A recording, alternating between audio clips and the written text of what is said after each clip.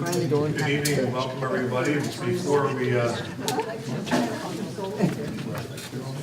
start, we'd like to have Father John McFadden, who is the patriarch of the pro-life movement. He's been in this area. He's been arrested more times than there are people in the room, I think. And there got to be so he liked it, so he's no. So Father, would you please come up?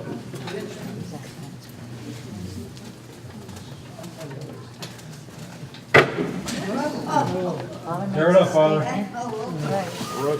So I want you all to know that I've stopped getting arrested because I've stopped shoplifting. I'll see the butts. Okay, I met John tonight. We had a great dinner over at Pat's house. Who's the guy you live with here? Anyhow, we had Father Wilds here with us too. And just, I really praise the Lord and I thank the Lord for all of you, who have really stepped out. You're here not just because, not to hear a talk, which I know we're going to find very interesting, but because we have that commitment that just being a believer in life, the Lord exacts from us that we should be step forward. All part of ministry of what it is to be really a believer is to be out there, to be apostles, and especially in the name of the Lord Jesus to confront the darkness. Let us pray. Father God, we praise and we thank you for the gift of life.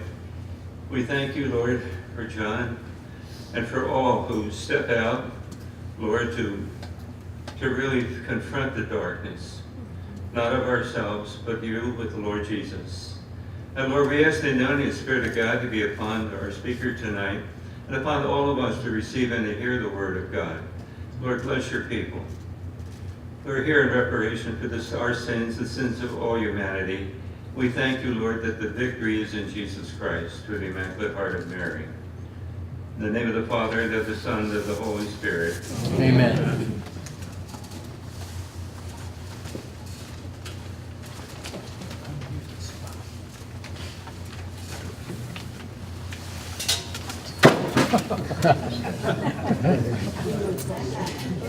John, who's going to volunteer to stand? Vanna White. We'd also like to introduce Father Dennis Wild, who's here from Priests for Life. He works with Father Frank Pavone, and he's doing a wonderful job. He's recovering from the fall, and Chaplain Mary Beth Brocklebank, so we thank you all for being here tonight. We'd like to start this by playing the national anthem. We hope to have done it on the screen, but we can't do that. So I'll play it, and I'll just hold it. You won't be able to see it, but I'll hold it up for you. This is 500 high school kids down in North Carolina that went into a Hyatt. They were staying there for a conference. And every night before they went to bed at 10 o'clock, they'd all come out, all 12 floors, 13 floors, and stand on the balcony, because it's hollow in the center, and sing the national anthem. And it's probably the best version of the national anthem I've heard ever, so we wanted to play that for you tonight.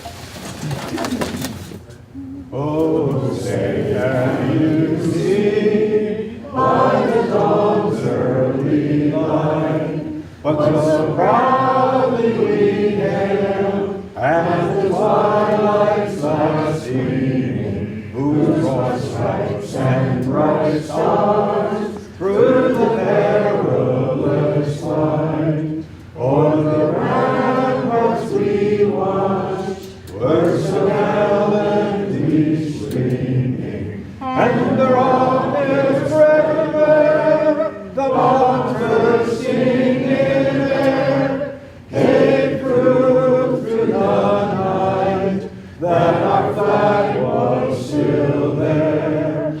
Oh, say does that star-spangled banner yet wave o'er the land of the free and the home of the brave?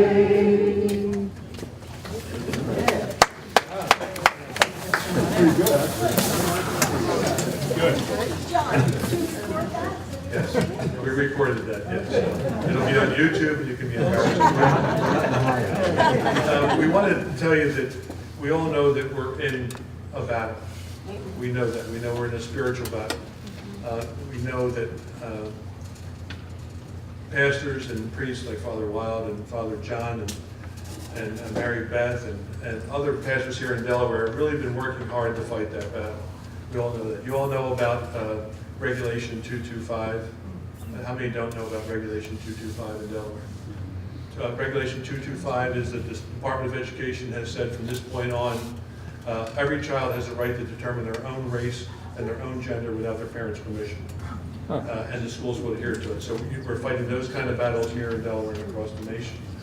John Horvat, and please, when we're done, go over and buy one of his books. It's really spectacular. It's telling John it gives me a headache. There's so much good stuff in there.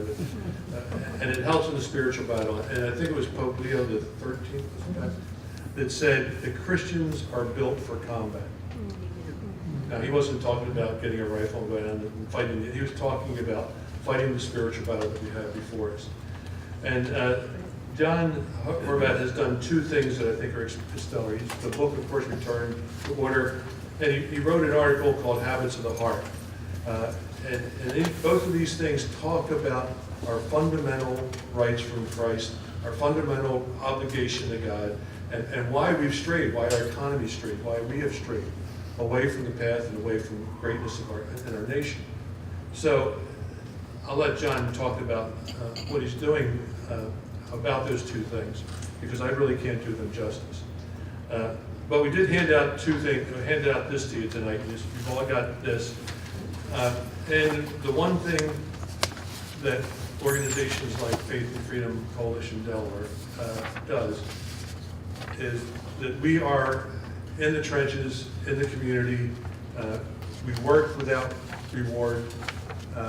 We have no offices. We use churches for all of our meetings. People like Jason O'Neill and John Hutchinson and Randy back there, Randy Hunt, and Mary Beth and my wife Pat, of course, Gretchen, have all worked tirelessly at the Faith and Freedom to try to make things different. And in the last few years, we've had a tremendous breakthrough.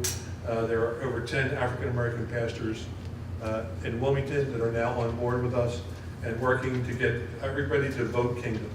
And someone said, well, what does kingdom mean? It means putting the kingdom of God before everything else. And so when you vote, and as Catholics are, you all know that we're 50% Catholic, 50% Protestant in our organization. Catholics have Canon Law 915, which says, if you can't deny someone communion if they come to the altar unless they've done something so publicly that they have led people away from the church or they have diminished the teachings of the church. And so we extrapolated that and said, well, we also think that if you vote for somebody that does that publicly, you can't go to communion for 2 years until you undo that vote. At first, some people said we were out of order in saying that until Bishop Olmsted wrote about it, Archbishop Corleone wrote about it, Archbishop Chafouz talking about it. So it is something that's very true that's happening to people of faith. We become so oriented to our political party, we forgot about our obligation to God, which comes first. And so that's what we're trying to do. So we really hope that you will join us in that effort, and that's what this is for if you want to sign up. And if you turn it on the other side, on the back of that, you'll see that where we have some really important needs for our organization. And it's hard to do that because what happens, we've been in existence for six years, a lot of us have to work a lot as volunteers, and that's tough and it's hard. And people burn out and they go away for a while, then they come back for a while. Jason and John and Pat have been with us since the very beginning. They've done this for 6 straight years. And I want to thank them for that publicly. Without them, we would have never gotten this far. But some of the things we decided to do from now on at Faith and Freedom is, one, we selected the Sunday Breakfast Mission as our charity of choice. And we go down there because they bring people in that are on the last leg, either with drug addiction or abuse or something else. And they don't live there. They live there for a while until they get it back on their feet, and they help them get back on their feet, and then they get back in society and are very productive. So that's our charity of choice. And one of the things we want to tell you, some of the upcoming events that are coming up in 2018, because this is our last event for the year, last meeting for the year, because it's Thanksgiving, Christmas season. We have one more event December 6th that I want to just tell you about. It's not for the general public, but We now have one representative from the Sussex, Kent, and Newcastle County councils, the state police, the Newcastle County Police, 2 state representatives, 2 state senators, and probably the mayor's office, who will attend a meeting with 8 pastors, 6 business leaders, and Faith and Freedom Coalition. And it's called the Community Action Council. And what we're trying to do is get understanding between those entities so that we don't get surprises like they did in Charlottesville. So we understand each other before it happens. The African American pastors understand what the police go through, the police understand what's happening in the African American community, and so forth. So it's a faith-based initiative that we put on, and we're surprised at how many other politicians have embraced this. So that's a really good thing, and we're hoping that starts a dialogue. But next year, Jason O'Neill will be leading a Catholic event, but we certainly hope that our Protestant brothers and sisters that want to will attend with us. And it's called Rekindling the Fire. So we call this spiritual warfare training. You know, and we call it, we'll have some spiritual combat kits for you available at that meeting. And here's who's been invited to attend. Monsignor Pope, Father Holland, Bishop Olmsted, and Doug Barry. And so they're going to lead that effort in getting us ready for spiritual combat. So we're happy about that. And then the summer, in the late spring next year, we're going to have something called the Faithful Jamboree.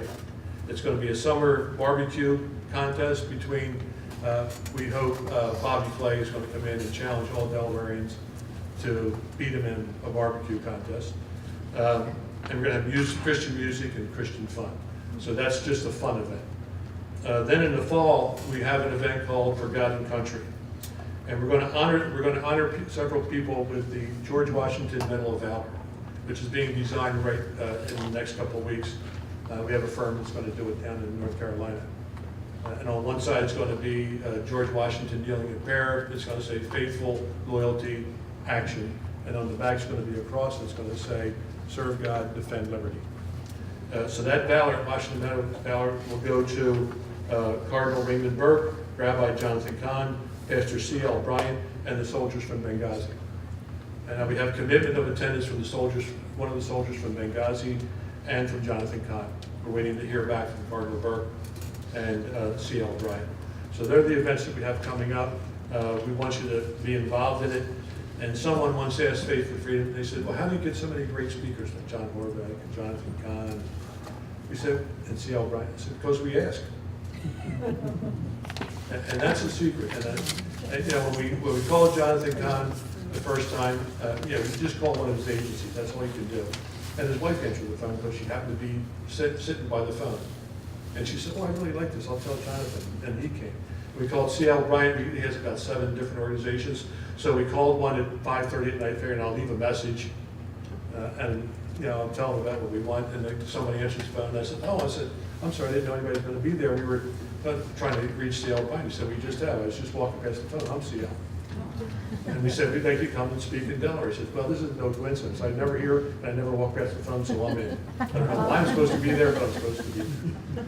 And one of the things he did at that meeting was at the end, he said, when he talked about faith, and he talked about defending your faith, and he talked about the greatness of our country, and he talked about how proud he was of our nation.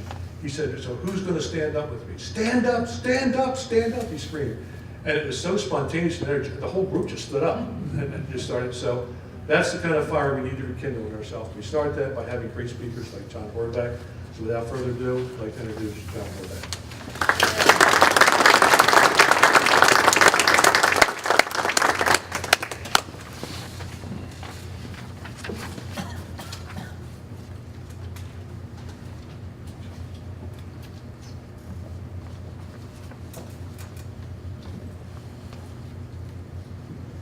Thank you very much. It's a great honor to be here. I got the call, and I'm here as a result of the call from John.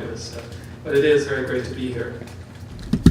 I'm going to be talking about something called the habits of the heart. I mean, if you look at the state of the nation today, it's very puzzling, especially for conservatives like you and me. I mean, we have all the conditions for success. So much favors our cause. For the first time in a long time, we have both houses of Congress and the presidency. And last November, this victory went beyond Washington and extended to all levels of the government, especially the state governments.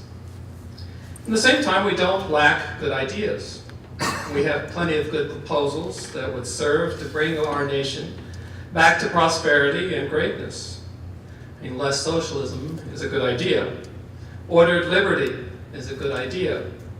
A strong national defense and secure borders are good ideas. And this advantage is made greater by the fact that liberals have so many bad ideas. I mean, more socialism and more government are always bad ideas. And you can count on liberals to constantly recycle their bad ideas indefinitely. We have talented people. We have political momentum. We have a mandate for change. And even the liberals, even the opposition of the liberals in the media and the fact that everyone's fed up with political correctness should work in our favor and galvanize our bases. And yet, despite it all, many commentators are saying that the nation is ungovernable. And you have to admit there's something of truth in this claim. Nothing seems to be working as expected. And I believe the reason why things are becoming ungovernable is because we misunderstand the nature of governing. Governing just can't be reduced to winning an election. It helps, but it's not the main thing. Governing cannot just consist of legislative decisions or judicial legislative bills or executive orders. These are the means by which our American system governs, but it isn't governing itself. Governing consists of bringing about a union of individual wills that has as its objective the common good, which ultimately leads us to God. I mean, that's your basic definition of governing. And when a leader does this, he governs. When parents in a family do this, they govern. And America today lacks this union of wills. We have a disunion of wills. And the nation's polarized and fragmented. We no longer have those unifying principles that have kept us so long together as a nation. And if we're going to return to order, we need to return to those unifying principles that generate what Alexis de Tocqueville called the habits of the heart. And so what I'd like to do is to present some considerations about the state of our union of wills today. I'd like to report on the condition of our habits of the heart. And to do this, I will take some insights from the book, Return to Order, From a Forensic Economy to Organic Christian Society, where we've been, how we got here, and where we need to go. Now, in the introduction of the book, Return to Order, the first image used is a cruise ship on a never-ending cruise. The book shows how our modern society has taken on the appearance of a cruise ship, where everyone suffers from the frenetic intemperance of wanting everything now, instantly, effortlessly. And I think it's an important metaphor because since as long as the cruise ship is on this never-ending trip, as long as people consider life a big party, we're not going to be returning to order anytime soon. And so the key to returning to order is to understand what's happening on board this ship. And so that's what I'd like to start doing. Now, our cruise ship is a well-built, very comfortable ship. It's rendered a lot of service to everyone on board. And to all outward appearances, the ship looks great. The restaurants and theaters are full. The bars are bustling. There's still plenty of money out there, and people are spending a lot of it. A great party is going on. People are told there's no cause for concern. Every aspect of your life will be taken care of by management. And at the same time, though, everyone perceives there's something wrong with this ship. And the standards have slipped. People have issues with the captain and the crew. Political correctness has crept up aboard the ship, and they're trying to silence those who point out obvious problems. There are financial problems on board. The ship there's a storm is brewing ahead. Everyone knows there are problems, but they prefer not to think about it. Everyone's good for one more party, one more game, one more drink to keep the party going. And in addition, there are a lot of immoral activities, immodest fashions, irregular relationships that keep people engaged. And so the cruise ship is full of fantasy, unrestraint, and pleasures without consequences. And pretty much that's the role of a cruise ship. A cruise ship is where you're supposed to forget about reality. You live in your own little world for as long as you're on board. And you're supposed to enjoy life and seek happiness. You're just not supposed to worry or take things seriously. There's nothing political or ideological or religious on a cruise ship. And people deliberately stay away from those subjects. And the aim is to get along with the passengers, to have fun. They don't care who you are, what religion you profess, or what sins you commit. As long as you join them in enjoying life on the cruise, that's the whole purpose of the never-ending cruise. Have fun, enjoy life, smile, laugh. Now, these are the rules of the game. Now, I want to make it clear that a cruise is a way to take time out from our lives, but it's not a way to run a country. And the problem is that our cruise ship has transformed itself into a way of life, not a vacation. And it's been operating like this for a long time. But something has changed recently in this cruise ship. The party's still going on, but people are starting to be concerned. That things are happening on board that never happened before, and not supposed to happen. People are fighting on board the cruise ship. People don't feel safe anymore. Some are not allowing others to speak, or their freedom to speak on the cruise ship. They're messing with the bathrooms. They're tearing down symbols on the cruise ship. They're not following the captain's orders. Suddenly, it's not a cruise anymore. It's becoming an unbearable situation. And so we still have a ship with enormous advantages and freedoms, don't get me wrong, but something is now happening on board that changes the picture in a major way, and we need to be aware of it and we need to fight against it. And if we are going to return to order. So let me just explain a little bit better the metaphor, so you can understand it better. The cruise ship is our political and social system that has dominated the modern world since World War II. And modern man has organized modern society much like a cruise ship. It's a society that puts away the old structures and religion and makes the pursuit of material happiness the main goal of life. Enjoy life, that's the main principal goal. And there's nothing wrong with enjoying life or seeking happiness. It's only when people turn it into the final end that it becomes problematic. When that happens, it becomes tyrannical because people begin to oppress those who want to stand in the way of their gratification. And ironically, what sustained this post-war social order was not pleasures. It was the church and the family. They made seeking happiness possible by keeping order in society. I mean, many of you here, of course, can remember when people valued hard work and virtue and religion and families and how the system worked.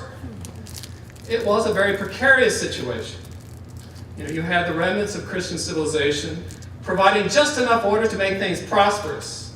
And you had those who opposed Christian order who were just not strong enough to destroy the country. And so there was always a bit of a problem inside our American society.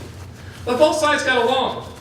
Liberals on the left, they tend to favor unlimited freedom and reject a moral order because it restricts vice. And conservatives push for just enough moral order to prevent chaos and make money.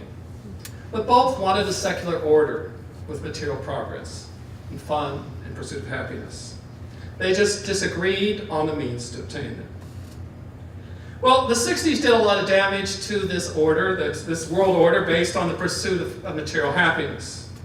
I mean, the 60s overturned a lot of the morality that kept things moving and kept things running properly. They installed big government to take the place of family, community, and church. And the result is our present society, in which the principles of Christian order no longer dominate. Institutions like the family and the community are severely damaged, and above all, the faith, which is so important to us all, has been shaken in countless millions. In other words, what used to keep order in society is no longer doing that. And the logical result is big government and social disorder. Things are coming apart. And the only thing left now are the vestiges of Christian order that allows some kind of social interaction. They preserve a minimal order, These vestiges include primitive manners and norms of conduct and social sentiments. These are the things that Alexis de Tocqueville called the habits of the heart. They're these non-ideological and social virtues that keep civil society civil. They're the last things to go. I don't know about you, but the expression habits of the heart, it sounds very warm and reassuring to me. I mean, so many things are heartless today in our cold world. Everything's changeable and fast-paced. Habits of the heart sounds enduring and permanent. Well, Alexis de Tocqueville, he was a Frenchman in the mid-19th century who visited the United States, and he returned to France where he wrote his famous book, Democracy in America. And one of the things he observed was what he called America's habits of the heart. And he said, when a people has strong principles and values, it generates these habits of the heart. And he loosely defined the habits of the heart as those morally binding customs, those general opinions and attitudes that shape the mental habits and intellectual dispositions of the people. So, manners of speaking are habits of the heart. Love of one's country is a habit of the heart. Singing the national anthem is a habit of the heart. Saying God bless America is a habit of the heart. The clothes we wear, or even the fact we still wear clothes, or the courtesies we extend, or the myths we follow, are all parts of the habits of the heart. And it was these habitual habits that slowly and organically melded together all sorts of people into one.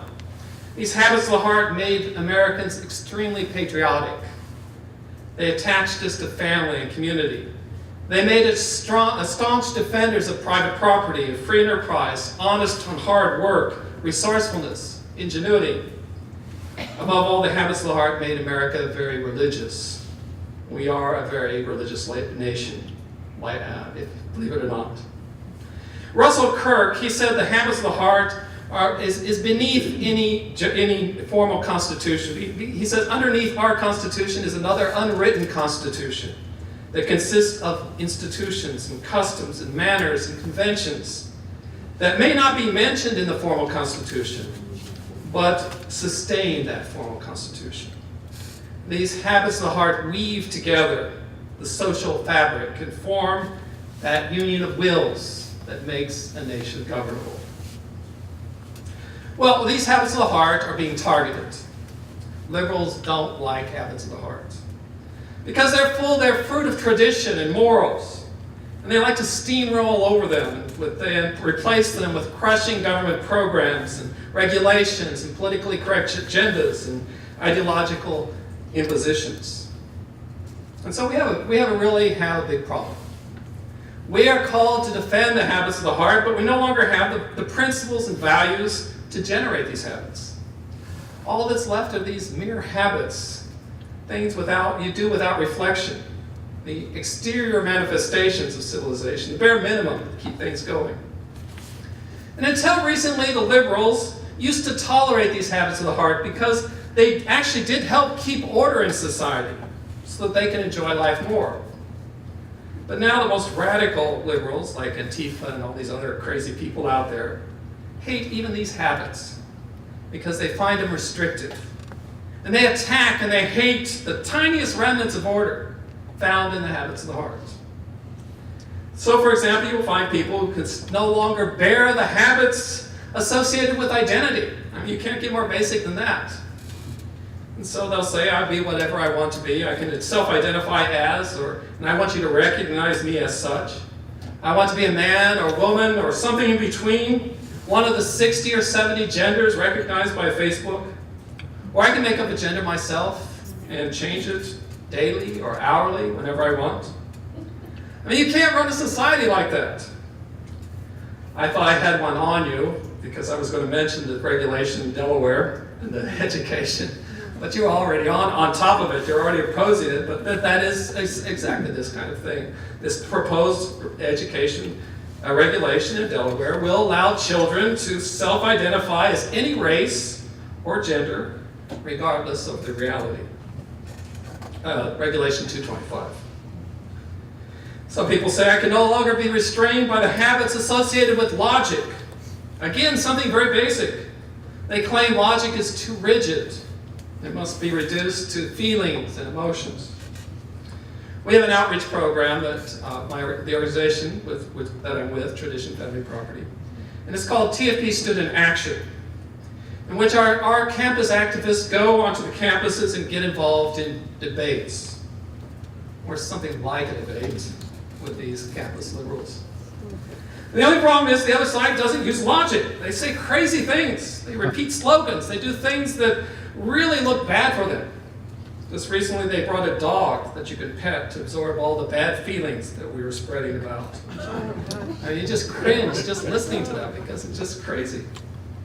And for those working on making videos of these debates, I mean, it's something you can't script.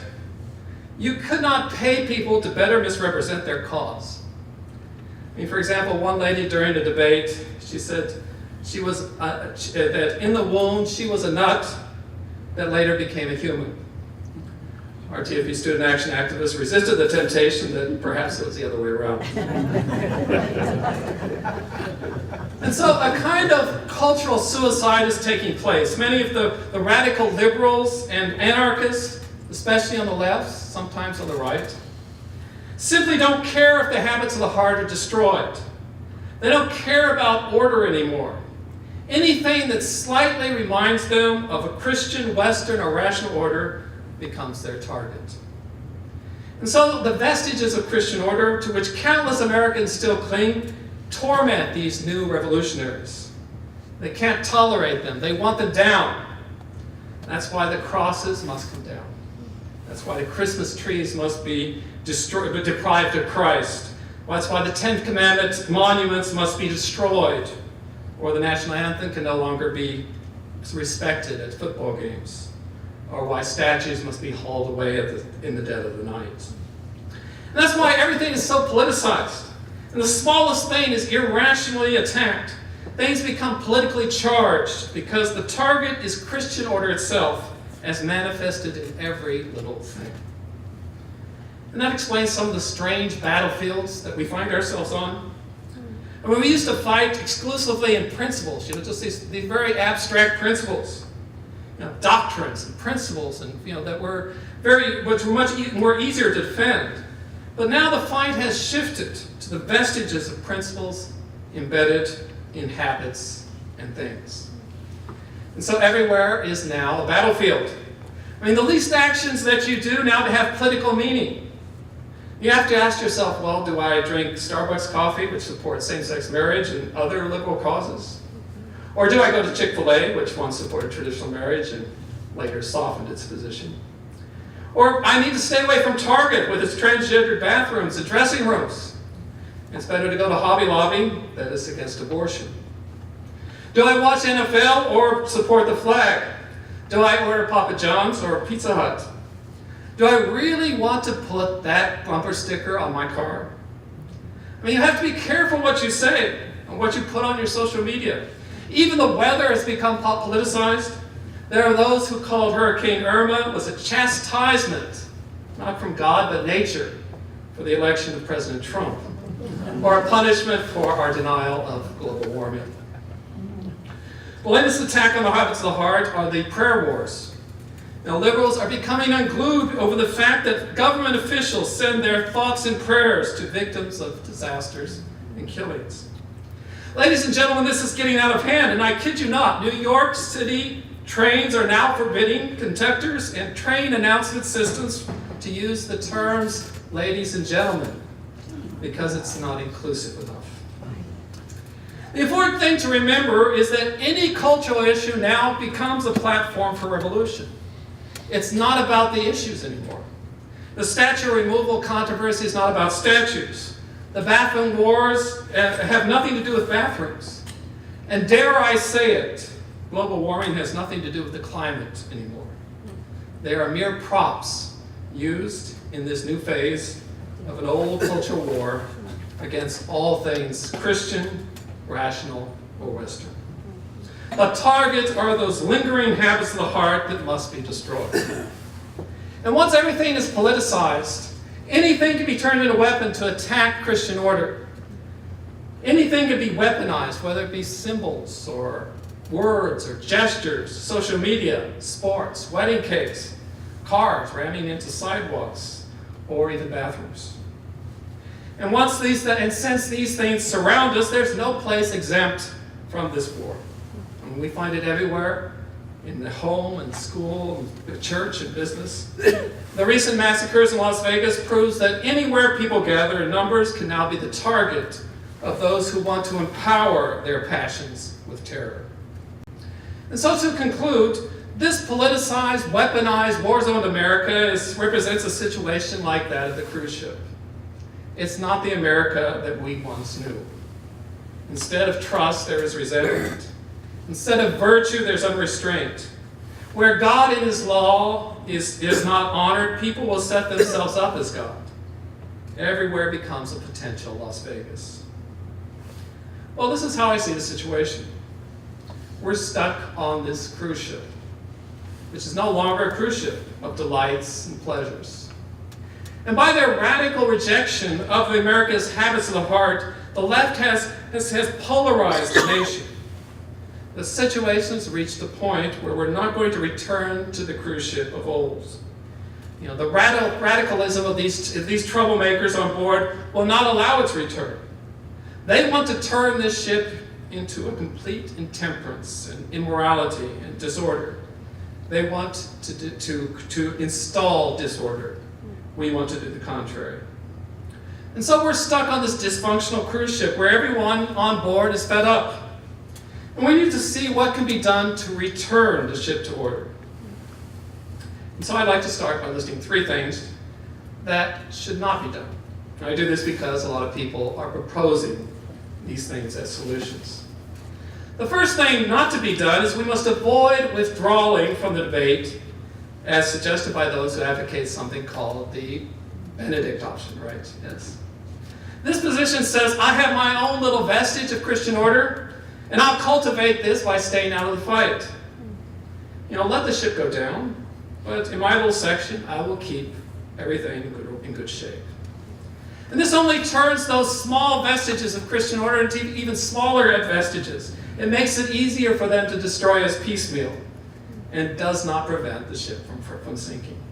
It's not the attitude of the church militant that seeks to overcome the world and convert it to Christ.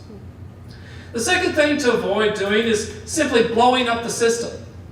And the logic is, well, the other side's blowing up the system. They're breaking all the rules. They're giving up all their principles. We should do the same.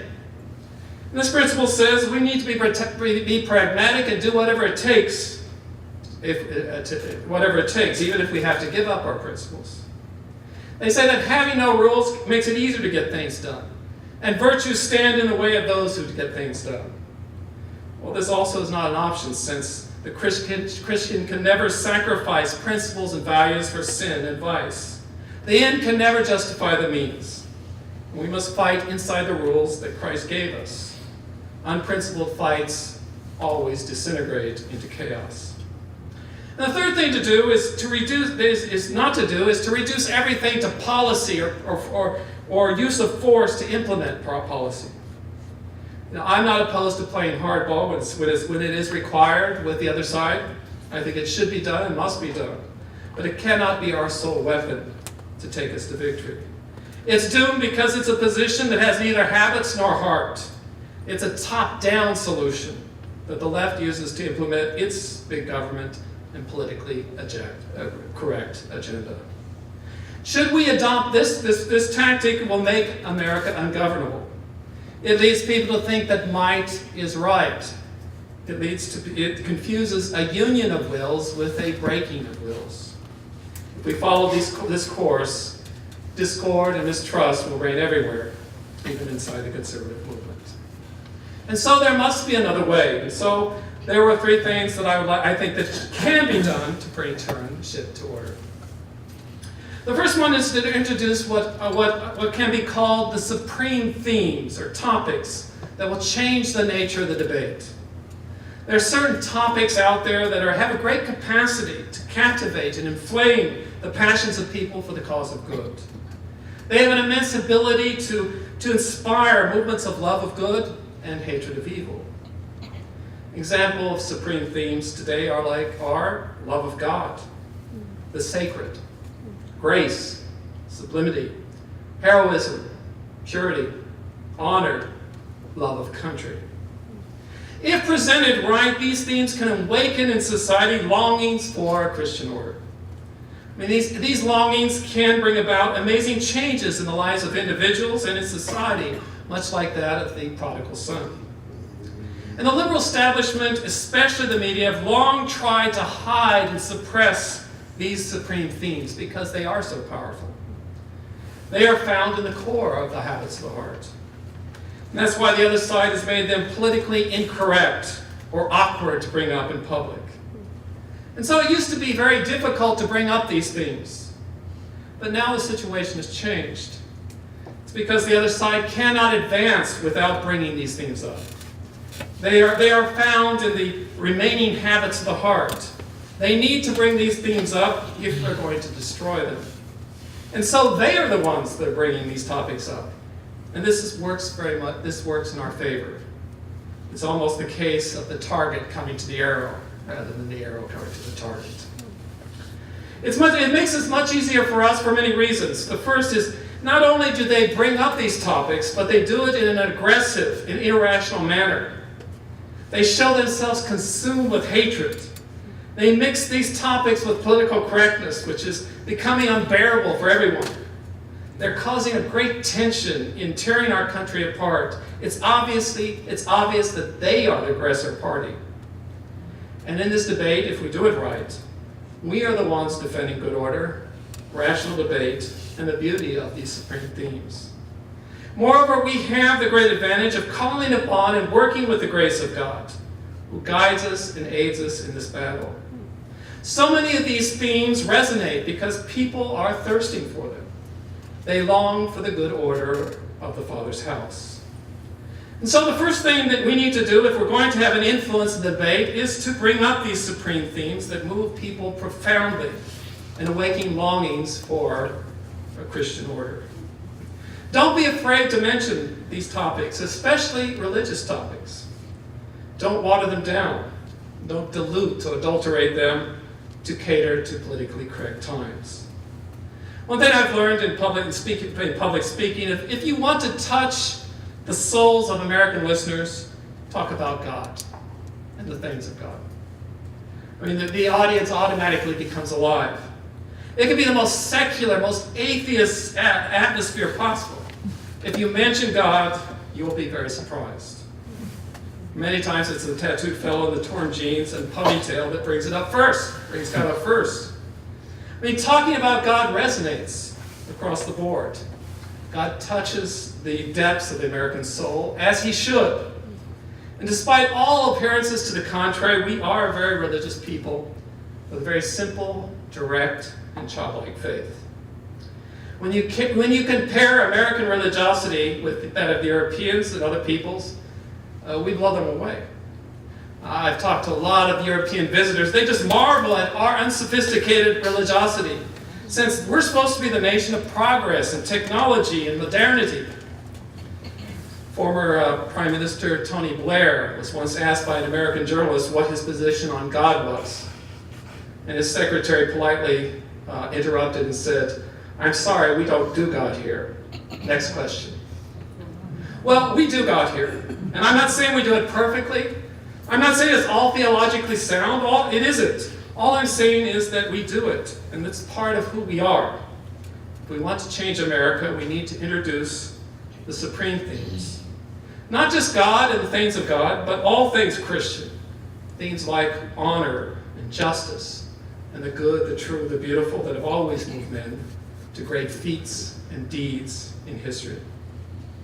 And as the situation of the country gets worse, these topics appear more attractive to many more than you realize, and they will become more intolerable to others, much fewer than you imagine. The second thing we could do is to go where these themes are being debated. We fight for supreme themes, but they must realize that sometimes these big principles are embedded in small things. For example, it's very beautiful to fight for the supreme theme of love of country in the national anthem controversy. But it's not necessarily noble to fight for the NFL. But the issues are intertangled.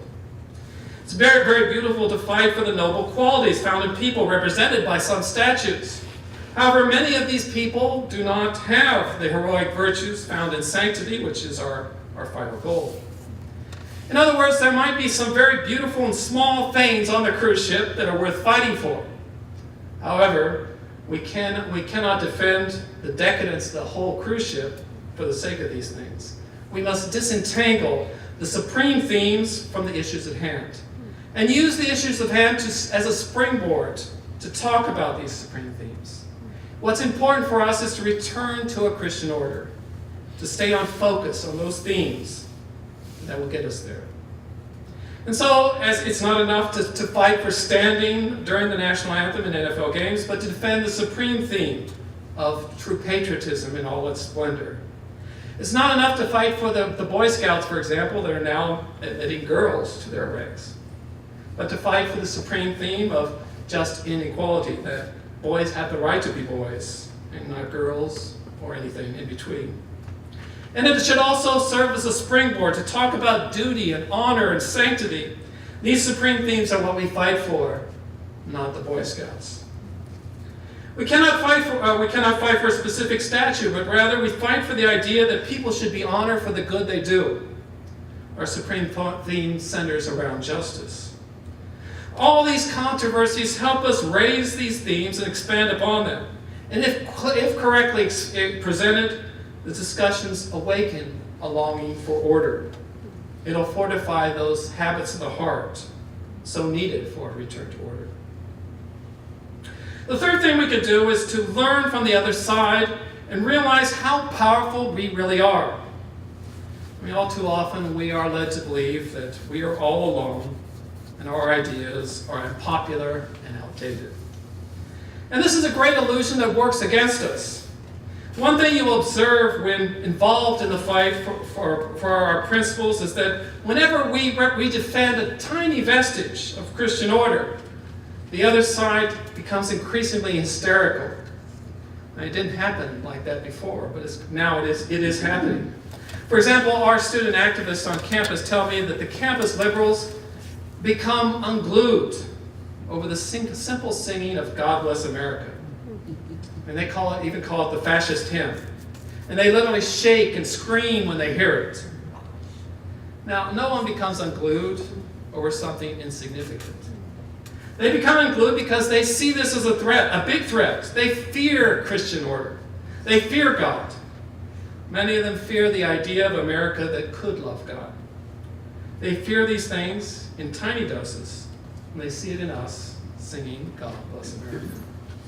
And so the vitriol leveled against this tiny vestige of Christian order is only a confirmation of how powerful the whole order is. And so we must realize that if a small bit causes them fear, the big doses will cause them greater fear. And so when you have an opportunity to practice those habits of the heart, those small habits of the heart in public, you do a great service to your faith and your country. Maybe something like praying before a meal in a restaurant, for example, or a public display of patriotism, of liturgy, of piety, all is very powerful. A public and peaceful protest against blasphemy or any other horrible things is effective and needed. Disputing the public square is very important. We need to be convinced just how powerful we are. We need to have the conviction that a return to order is not only necessary, but possible. It's possible because the power and attraction of our Christian ideals is such that we naturally turn to them because they are so perfectly suited to our human nature. We naturally tend to gravitate toward them when disorder rules.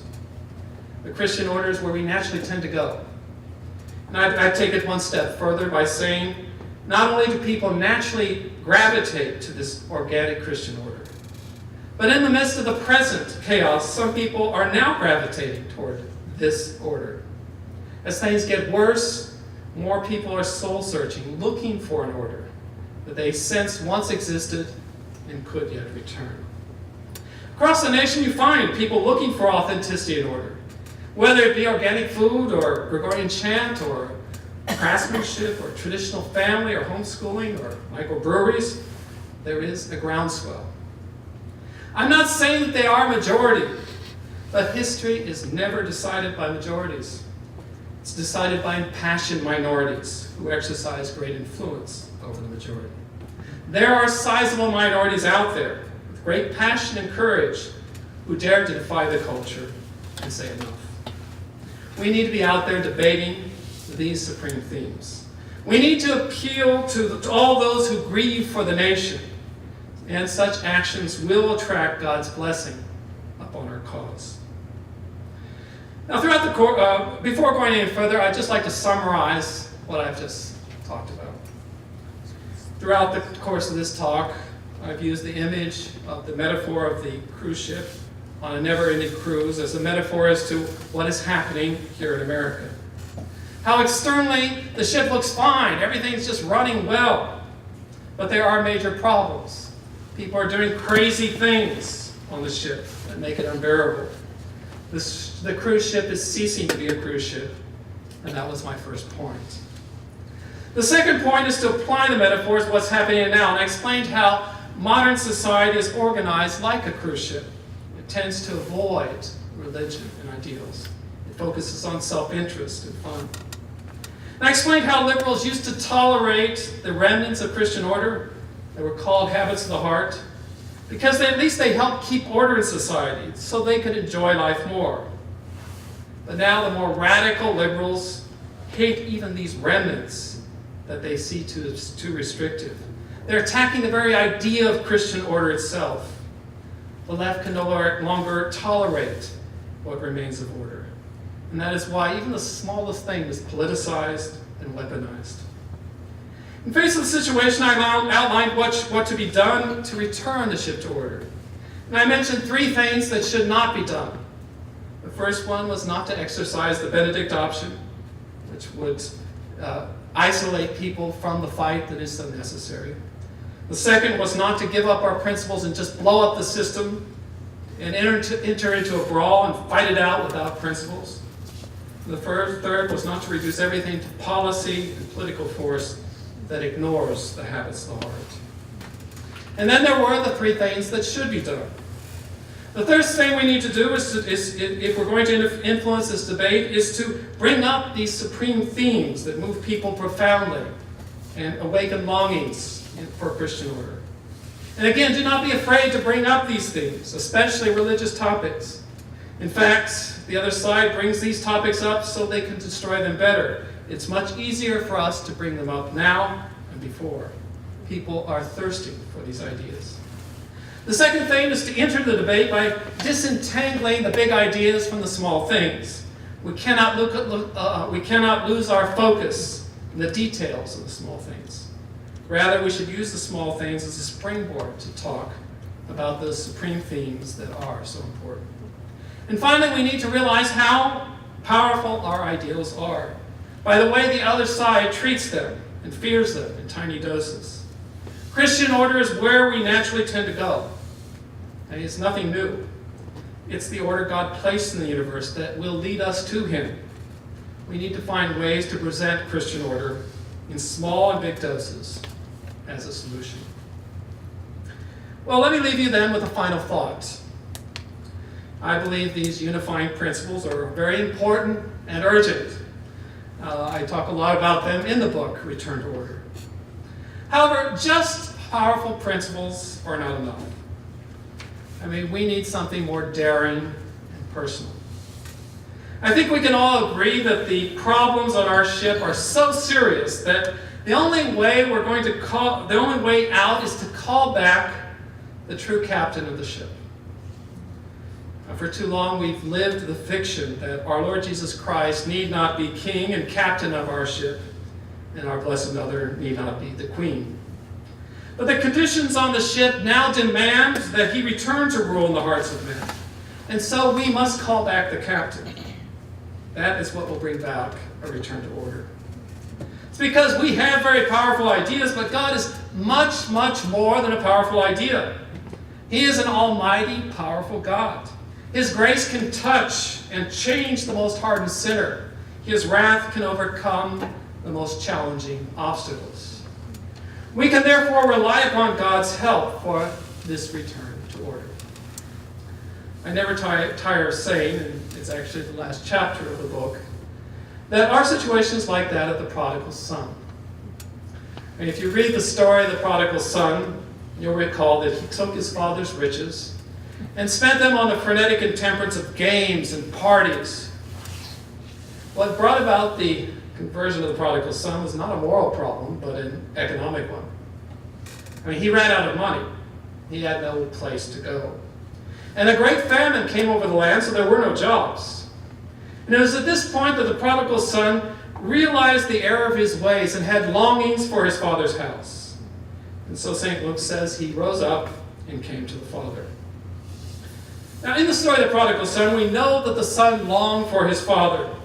But we forget that the father longed much more for his son. Indeed, the father watched from afar for news of his son and ran out to meet him when he saw him in the distance. We must be convinced that God and our Blessed Mother desire our grand return home much more than we do. And when he finds efforts on our part, he will not be outdone in his generosity, and he will favor our endeavors. Well, it's my hope that in the midst of the crisis that threatens to come upon our country, the book Return to Order serves to awaken in you longings for the Father's house and compel you to rise up and join together with others and change the culture and come to the Father. It's my hope that by coming to the Father, this act will create the conditions to generate new habits of the heart in union with the Sacred Heart and the Immaculate Heart. And I pray that we will be up to this task. The greatest habit of the heart is to call upon the Captain. That takes a brave heart. When people think of hearts, they usually think of false compassion, sentimentality, and weakness.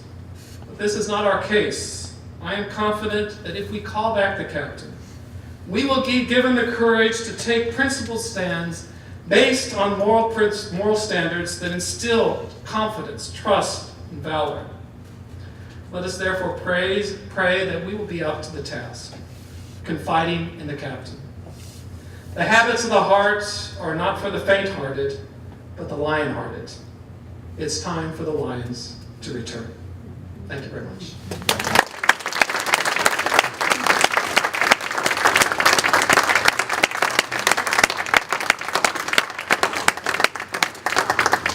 Any questions for John? Yes. I don't want to be difficult, John. One of the concerns I have is that we are slowly emulating Europe, and Europe's Christian base seems to be shrinking. So I'm wondering if in the United States we're not seeing that same dilemma where more and more people are less religious, and therefore your premise here is problematic because you're not going to have as large a base as we need to accomplish everything we want. Yes, it is problematic. We are tending toward Europe. Europe is in much, much worse state I than know we that. are. But we are, in a certain sense, there are a lot of things going for America. I mean, we are not tied to certain structures. We have certain customs and habits of the heart that have prevailed. And I think there's a lot of myths that the media, especially the media, puts out there that says, it's all over. There's no sense fighting. This is the constant thing they're constantly throwing at us. And that a lot of times when you're out there and being active, you'll find that's not necessarily true. I'll give the example of once we did a lot of work against the same-sex marriage and for traditional marriage. And many times we would go into very liberal areas and say, well, what's going to happen? We didn't really know what was going to happen. But we would be there protesting or protesting and defending traditional marriage and saying things like, holding signs like honk for traditional marriage. And one time we were in a very liberal part of the Bronx, and we were campaigning with those signs, and there were just honks all over the place. And at a certain point, one man stopped, and he parked his car and came over and said, tell me something, you're for traditional marriage, right? He said, yes. He said, I can't believe it, because I thought I was the only man in the Bronx that was for traditional marriage. Now I see there are thousands. So there are a lot of situations like that. I'm not saying it's all like that, but there are a lot of situations like that where you'll be surprised what you find out there. That goes against a lot of the media myths that are definitely there. We do a lot of work with youth, and we'll go on campuses, and you'll find conservative youth. It's not this idea that you go on a university campus and all that are there are just raving. They are raving, but not liberals. That make up the majority of the students. It's not that way. So I think we have to somehow overcome a lot of those myths, not to downplay the reality that there are definitely problems and people are losing the faith. But we need to overcome the myths that it's over. It's really not over. There's still a lot of room to fight, and we need to stay in the fight. Yes. Can you describe when you go on campuses how you approach the other side in a debate? I mean, is there like a general? I don't know. Have you seen our videos? Have people seen our videos? We do go onto campus, and we have young people. They're college age students, and so they're part of an institute that we have, and we have classes, and then they go out and test what they learned in their classes. So they'll have to defend traditional marriage or abortion, or not against abortion, be against abortion. And so they will simply go into the middle of the campus with a big banner, and we'll have also our red standards. You can't miss us, we are there. And we will simply start handing out flyers and get involved in debates. And as I said, there really aren't a lot of debates. There's a lot of screaming, a lot of yelling, name-calling, obscenities. They'll do counter demonstrations. But we are out there, and we will make contact with those students who will agree with us as well. But one of the things that it has been very effective is also we play the bagpipes. The bagpipes animate, and they just encourage you when you're out there. There's nothing that'll really get you going, but it completely just demoralizes the other side. They can't out-scream a bagpipe, and so they're screaming out there. These bagpipes are there, and they're very beautiful, and so you really can't do too much against them. So that is those types of weapons, and so these students have become very proficient at doing these things, and they know exactly how far to go and when to leave when it's necessary to leave. Because sometimes it is necessary to leave to avoid violence. On a side note, we deal with Jewish organizations, and there's one on where they blow the shofar to bring people in. Right. I mean, those are valid methods, and one thing that really I think attracts a lot of young people is beauty. When they see something very beautiful, or hear something very beautiful, or see something very orderly, it does call. It does definitely attract them.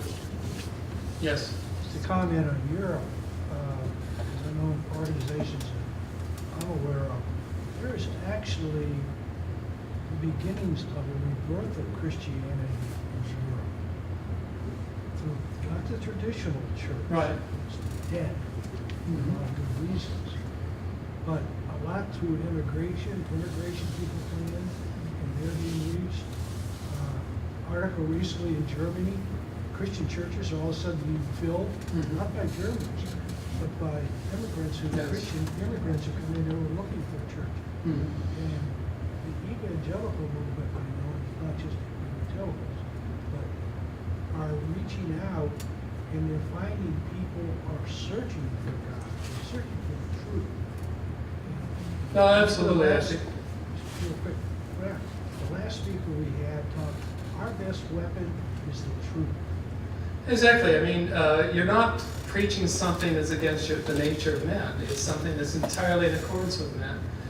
A return to order is a return to something that, when you have a problem, you return to order. You naturally return to God, and family, and community, because those are the natural mechanisms God put in society. And so, yes, we cannot underestimate the grace of God, even in the most adverse circumstances. We shouldn't hold God to our standards, but we need to hold Him to His standards. Yes. I think your metaphor about the cruise ship is very interesting. And I think everybody here would agree that the passengers of the cruise ship should do their best in order to take control of the cruise ship. The biggest enemy of the cruise ship is the torpedo. And my fear is that the left-wing media, which has got so much control and is so pervasive, is the torpedo. Unless we find a way to deal with that, it's going to be a very difficult path going forward. Any comment? Yeah, any way you look at it is going to be a difficult path. There are no magic solutions. There's no app that you can just simply apply. It is going to be a difficult situation. I don't believe that I think we need to face the reality of things, but trust in God, because that is the only way we're really going to do it. We need to do everything we can possibly do, humanly do, to oppose all these things, because we are instruments of God, but always confiding in Him that the victory will be His in the final analysis. And I really believe that. Yes. Comment on the role of church leadership, Catholic, Christian, and others, on trying to right this ship, if you will. Yes, it's not. That also is a very complex thing, because it would be so easy if everyone was on board on our side in this case. But there are many problems. The crisis in society extends into the church, and there are those liberal sides of the church that are damaging so much. And if we had the proper leadership, there would be so many. It would be much easier for this thing to go ahead. But many times we have to fight against even that leadership that is leading the flock astray. So it is one more factor in the battle that makes it much more difficult for us. It definitely makes it difficult for us. But again, it's not hopeless. That there are priests and even bishops that are helping, but we have a long way to go. Yes. John, I remember maybe 25 years ago, I watched a TV interview with a college professor, and she said that she was really worried about the future. She said she was seeing more and more freshmen coming into colleges, coming out of high school, that could not make a basic decision about right and wrong. They were so confused, and everything had become so relevant, or relative. And I'm kind of wondering, when I look back at my father's generation, I look at our generation, I grew up through the 50s and 60s. One of the big things that when I try and figure out what went wrong, was the advent of relativism in our society. And it became a relativistic society. And our parents' society wasn't that way. Mm-hmm. I'm just curious, I was wondering what you think. How much of a role do you think relativism had in undermining, everything, from our belief in God to truth to everything that helped to get us into the state we're in today? But there are periods in history which are defining periods of history that change society and change it very, very strongly. And I think the 60s was one of those periods. Sure. It turned everything upside down. They have periods like the French Revolution or things like that. They did pretty much the same thing. But the 60s was definitely one of those periods where the whole establishment just turned itself upside down. And whether it be in society, whether it be in education, whether it be in the church, it had that effect. And it wasn't something sudden, because it was sort of like the termites were undermining all those institutions. Before the 60s, people were very complacent, and they really weren't vigilant about what was happening.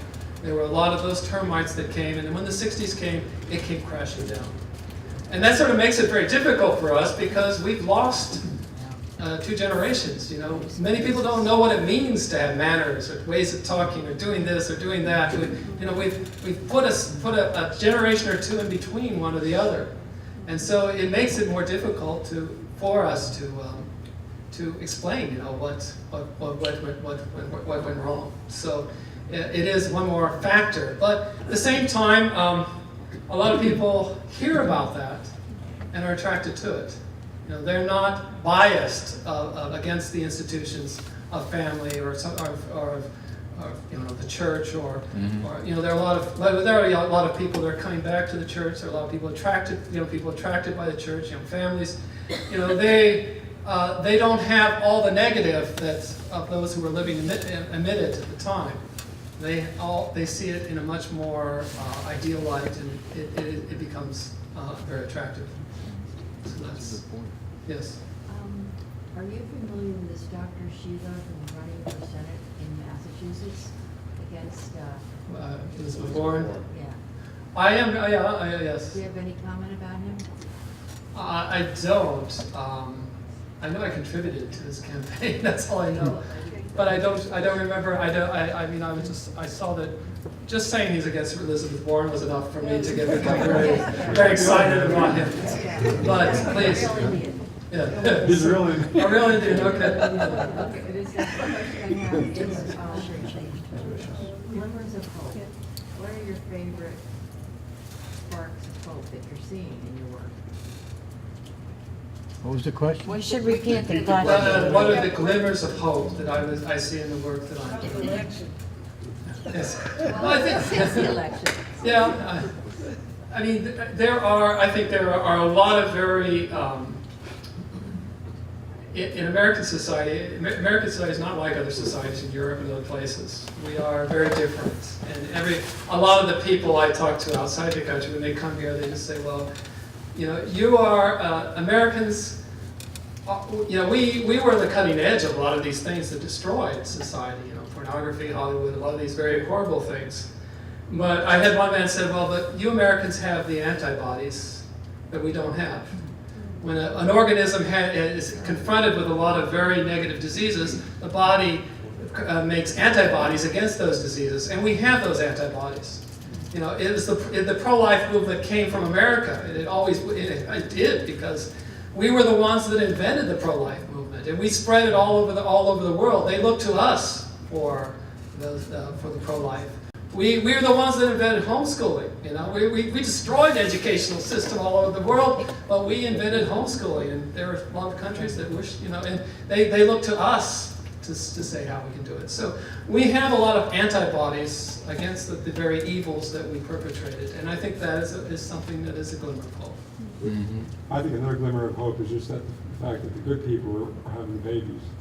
That's And true. it's a matter of demographics, you know, in 20 years, my daughter's friends have 5 and 6 and 7 kids are going to be voters. Right, you know, and that is another antibody, because you know we are, you know, there are a lot of young families out there. You'll see them out there, a lot of young families. And without hope, they're not having kids.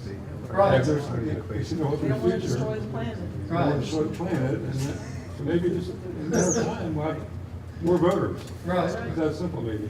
right. Yeah.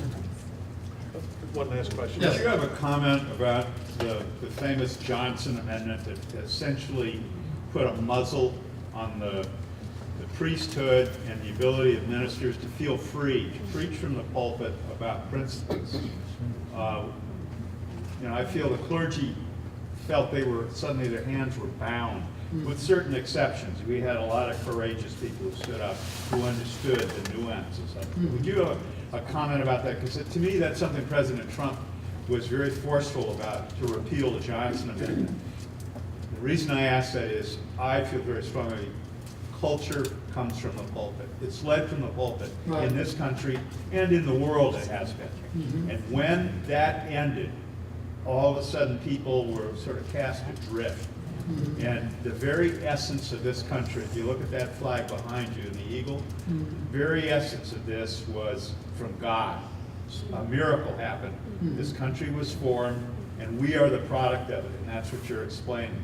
So to me, that Johnson Amendment issue, do you have a feeling about that? Oh, absolutely. I mean, I completely agree. You know, that free speech is free speech, whether it be about God or not about God, whether it be a minister or whether it be another person. But the clergy does have a very important role. It's a very, very important role. You know, the church does not teach a theocracy. It does not. It's not like the Islamic religion that makes ayatollahs and all them in charge, so to speak. But the church realizes its role in society of influence, of major influence, of morals, of leading people to God and the general welfare of the people. And so there should be bridges of friendship between the church and the state, not an iron curtain of separation, because that's what they've turned it into. Mr. Conley, I don't think the repeal of the Johnson Amendment has percolated down or been internalized by clergy. Right. I don't see any signs of it changing. This is not. Yeah, I haven't seen it. Here we have No, a, somebody who owns a corral of horses, okay, he's the owner of it. The horses are young and they are blinded. I mean, not blinded, but they have blinders on. And the blinders are the Johnson Amendment. But for years, the Catholic Church at least, has been so used to, and I'd say mainstream churches, been so used to this, they take advantage of it negatively against the good causes of things, but they take advantage of that who are liberally disposed. But those horses are running around with the blinders. What happens when you take blinders off a horse? You know, he's running around that corral with the blinders on. What's going to happen now that he takes the blinders off? He's going to run around the corral. He's going to continue the same habits. I'm not saying that goes on forever, but we're so used to this. Yeah. I've talked about this at different places. We're so used to this kind of thing that it's going to take a lot of doing for the owner of the corral, if you get my point, to make it change. Okay, there are people, the horses might want to do this. So there's the people who have gotten so used to it, and frankly, because they're supporting a party that wants all the things that you've been talking about in there, and this is a big problem. It's important too that when people talk about separation of church and state, obviously, maybe not so obviously, but it is absolutely not in the Constitution. That description was with the church in Danbury. You're probably familiar with it, Thomas Jefferson and Danbury pastor. And he used something that Roger Williams spoke about 100 years before, and that was about a beautiful analogy about the garden and the forest. And gardens don't threaten forests, but forests threaten gardens, okay? And that's why Jefferson was very clear, and specifically clear, about building a wall of separation. Now in the context of that separation, in the 19th century, it was used in a way very rarely, the separation of church and state. It was always in favor of the churches. In the 20th century, with Hamburger and the people coming in the courts there in the first part of the century and on, was the opposite. So we've gotten so used to it. We've gotten so used to this idea that this is a good thing, you know? Let's keep the politics over there and that. So many times you hear this sort of stuff. When you're talking about life issues, when you're talking about marriage, you're talking about these things, people say, get your politics out of here. They've been conditioned and by the other side and their party to do this kind of thing. And that's a big challenge. Let's thank John for his.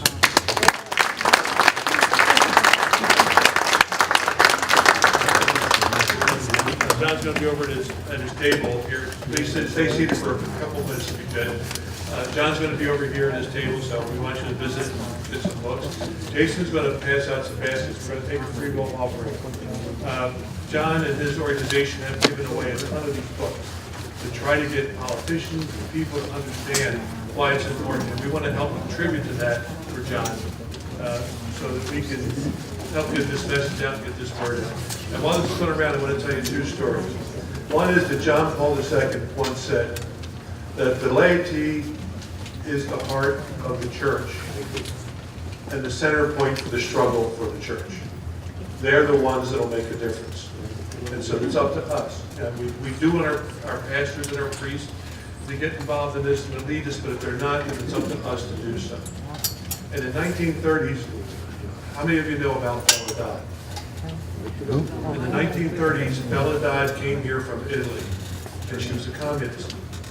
And she became an American citizen. And her role as a communist was to get 1,200 communists and homosexuals into the seminaries to become a Catholic priest. And she did that.